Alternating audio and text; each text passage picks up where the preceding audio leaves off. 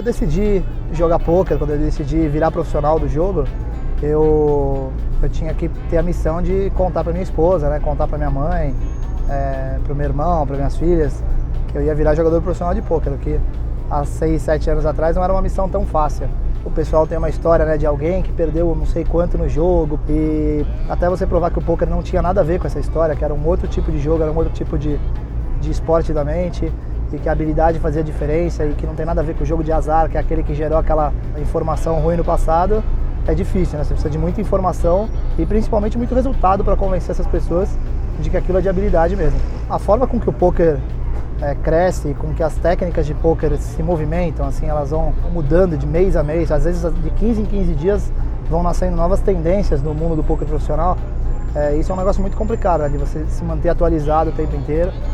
Entra muita gente nova no pôquer, uma galera de 22 anos, 23 anos, e que acaba vindo com novas ideias, às vezes com desapegos maiores do que a galera que já tem 30, 32 anos, em relação à agressividade, em relação à violência no jogo, assim, violência no bom sentido, né? Então, a missão do jogador de pôquer é se manter atualizado o tempo inteiro. É difícil, não é fácil, mas eu tento fazer o máximo possível para quando eu sento numa mesa de pôquer online, por exemplo, e vejo que estão acontecendo coisas muito diferentes do que eu pensava que era o certo há 2, 3 meses atrás, e de repente essas pessoas estão fazendo coisas diferentes. Eu vou ver o resultado delas e elas são lucrativas, eu corro atrás para saber o que tipo de informação que esses caras têm que eu não tenho. E aí eu vou para os fóruns, vou para a internet em geral e começo a achar depoimentos desses caras, ou pensamentos desses caras, ou na maioria das vezes análise de mão que esses caras jogaram e estão detalhando por que eles jogaram daquele jeito. E aí você começa a fazer o seu jogo, a mutação do seu jogo, né? Adequar aquelas novas estratégias ao que você já considera que é algo lucrativo que você já tem na sua carreira. Mas não é fácil não, cara. A galera vai se modelando, né? Mês após mês, dia após dia. O pôquer está evoluindo demais e cada vez fica mais difícil na parte técnica profissional, mas também, ao mesmo tempo, cada vez entram mais novos jogadores no pôquer, que entram sem tanta qualidade técnica. Então você acaba aproveitando dessa situação. O pôquer, ele é um jogo de atitudes corretas que vão te resultar em algo positivo no médio e longo prazo. Então, a partir do momento que você entende isso, você vai compreender que existe a variância dentro do jogo, ou seja, a variância é uma onda no seu gráfico de lucratividade que faz com que num curto prazo, às vezes você tenha que encarar uma descida nessa lucratividade, ou às vezes até um prejuízo, às vezes até um déficit, para que você continue tomando as atitudes certas e esse gráfico vá subindo com o tempo para se adequar a uma lucratividade que é padrão de quem joga pôquer profissional, de quem joga bem, né? Quem está tomando atitudes corretas bem. Lidar com essa variância não é algo tão simples, não é algo fácil. Se eu falar que eu lido com isso 100%, que nada me afeta, que eu sou anti-tilt, sou completamente blindado por qualquer forma de tilt, é mentira. Então, o que eu faço é adotar algumas estratégias que fazem com que eu me conheça melhor e eu consiga voltar o meu gráfico ao melhor do meu jogo o mais rápido possível. Então, por exemplo, quando eu pego uma sessão online, eu jogo de 30 a 40 torneios no mesmo dia. Então a tendência, por que a gente joga tantos torneios? Porque como ele é um jogo de médio e longo prazo, quanto mais você jogar, mais você traz esse universo para perto de você. Então, jogando 30 torneios por dia, a chance é muito maior de você tomar as atitudes corretas e ser lucrativo do que se você jogar um torneio só por dia, quando você vai jogar 30 torneios no mês. Então, mesmo assim, jogando 30 torneios, às vezes você acaba pegando uma descidinha nesse gráfico. O que eu faço normalmente é me afastar do jogo, ou seja, me afastar do meu esporte. Eu acabo dando um tempo, vou fazer coisas que façam com que a minha cabeça volte num molde bom, num feeling legal, assim, num se sentir bem. E essa é uma arma que eu desenhei para mim mesmo, ela é customizada, né, personalizada.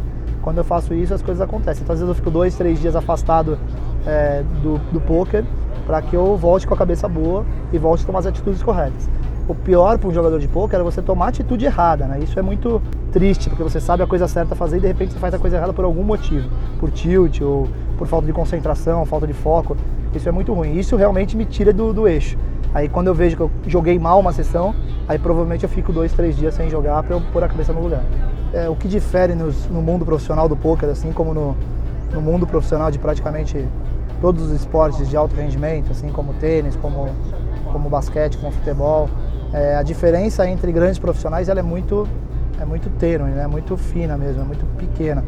No jogo de pôquer, como você é colocado à prova praticamente todos os dias, todas as sessions que você inicia, esse ajuste tem que ser mais sistemático ainda, né? Você tem que prestar mais atenção ainda e adotar processos que façam com que você não perca a cabeça.